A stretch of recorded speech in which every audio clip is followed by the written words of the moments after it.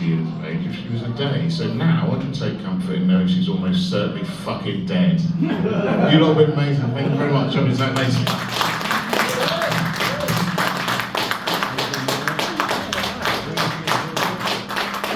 Give it up for Zach Lacey! Let's keep that applause going. Take it a little bit louder, take the roof off, give it away! And welcome to the stage, Mr. J. Sommer!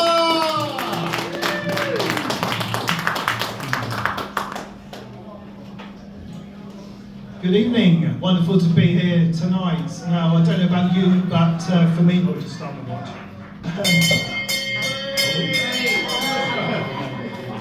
Father Christmas here. Yeah. May 15th. Anyway, but last year already seems quite a long time ago. Although we're only into mid-January, but I had a very busy end to the year. I was doing my bit for Operation Raise the Colours. And what I was doing was I was finding those white mini roundabouts and I was painting on them giant red plus signs. I think it had a positive effect. But I did learn two things from it. Firstly, if you're going to paint on mini roundabouts, maybe get out of the car to do it. That would be easier. And secondly, maybe don't start your campaign of painting flags of St. George in Glasgow, of all cities. They didn't take too kindly to it there. But I've also recently did a online driver awareness course. It was actually surprisingly good, and it has really improved my knowledge of certain types of golf club. I was worried about that pun. I didn't want it to cause a wedge between us. I'll iron out the puns later. But today's great. This is my first gig here in Basingstoke, but I do a lot of gigs across Hampshire. And in fact, I recently entered the Hampshire Comedian of the Year. He wasn't expecting it, but I think he enjoyed it. I didn't come first. Maybe I misunderstood the invitation to fill a slot. Maybe that's what that was. But so a bit about me. I didn't grow up on the South Coast. I live in Bournemouth now, like Zach. Didn't grow up on the South Coast. I came down in 1994. But by that, I don't mean I was high for all of 1993. The Midland town I grew up in, a town called Rugby, was very tame. The only thing smoked there was the bacon, and that was on special occasions. But back in the good old days when I was young, free and single, I used to chat to the ladies when I was out and about, and I'd tell them I'd come from Rugby, and they would misunderstand and laugh and go, "Hoo, I bet that made the scrums interesting." To which I'd laugh and say, "Wow, it depended how much I fancied the hooker. If I did, then sometimes I'd come from Rugby." I guess that made me trisexual.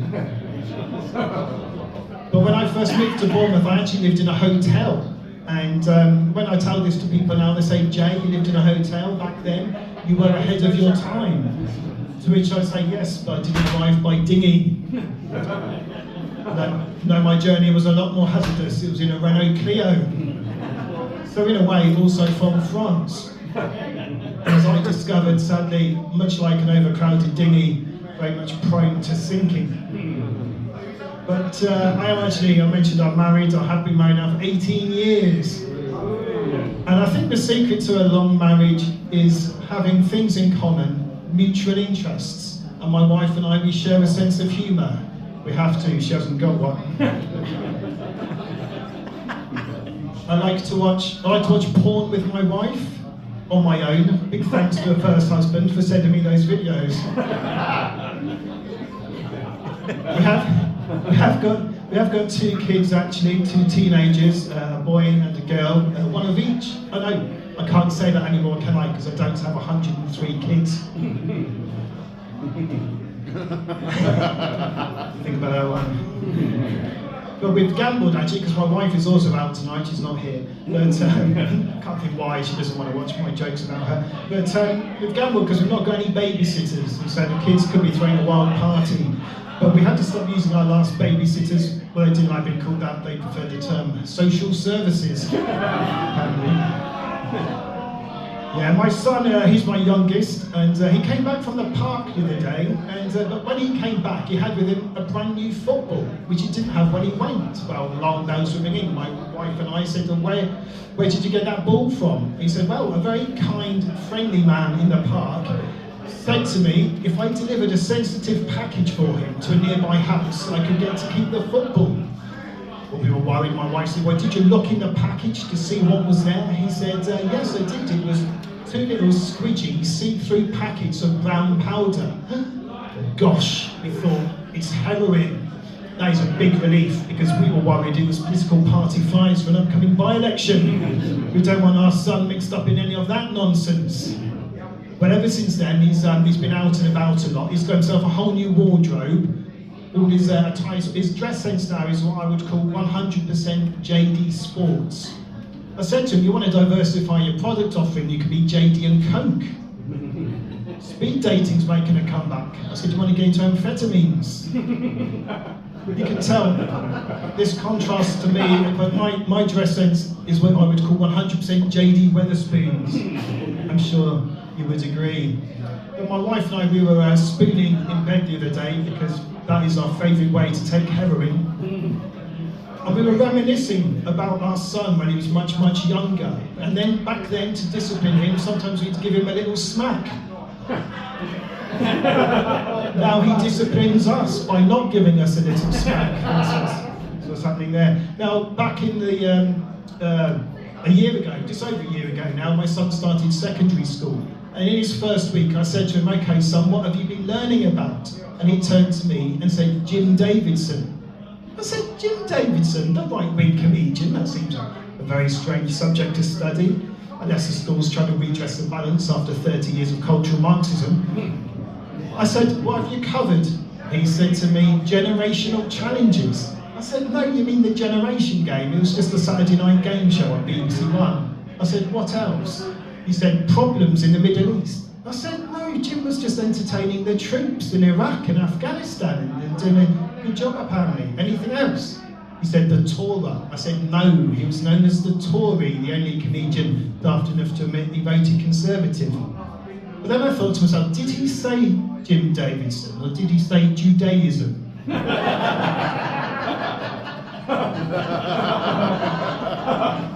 It turned out to be the latter, which I think is a bit of a relief. Now, in other family news, I caught up with my brother the other day. I hadn't seen him for a few years. And when I met up with him, he introduced me to his new partner. He said, oh, Jay, she's a trans woman. I said, hey, there's nothing wrong with that. I said, the majority of Guardian readers, they all think that a woman can have a penis. Don't worry. And by the way, I now myself identify as non-binary, unless I live to 100. That's one for fans of binary. He said, I said, how did you meet? And he said, oh, well, Jay, it was very romantic. He said, we met across, it was a crowded platform. I said, oh, at a station. He said, no, on some scaffolding. He said, and when our eyes met, it was at that point I knew that, oh, I forgot to say, I had to look up where sorry, I think the story's gone wrong. I've messed it up. Yeah, no, he turned out she's not a trans woman, she's from Transylvania. Yeah, I had to look up where that was. It was in, it's in Romania, apparently. Anyway, that's useful for the next bit. So I said, don't you get too complacent about jokes that you've been telling. Anyway, so yeah, so crowded platform, and he said our eyes met, and at that point I knew that she had captured my, I said, heart. He said, no, mobile phone and wallet. She's a Romanian pickpocket.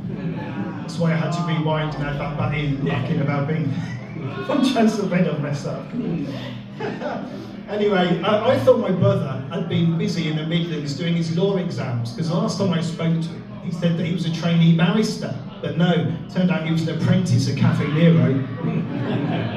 I said to him, what are you doing now? He said, pet grooming. I said, that is disgusting. He said, hey, I'm just very attracted to young dogs.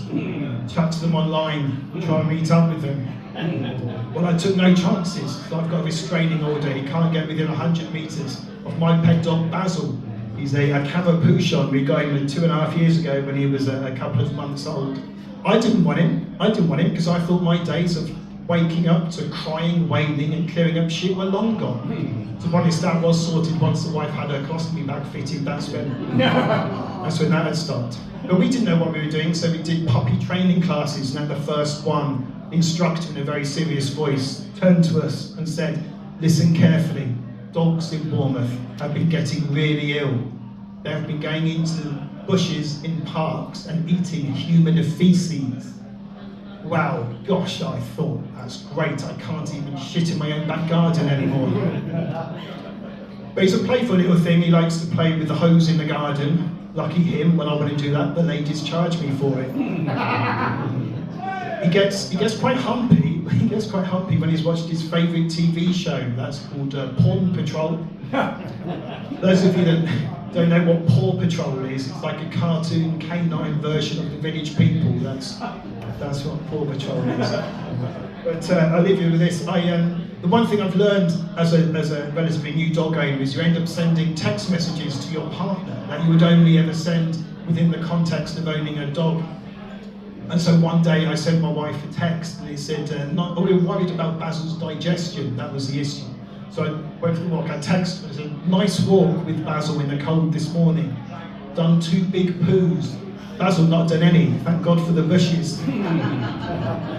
P.S. met a nice man and got a brand new football. So that was the result. Anyway, it's been great fun, Basingstoke. Thank you, enjoy the rest of the show.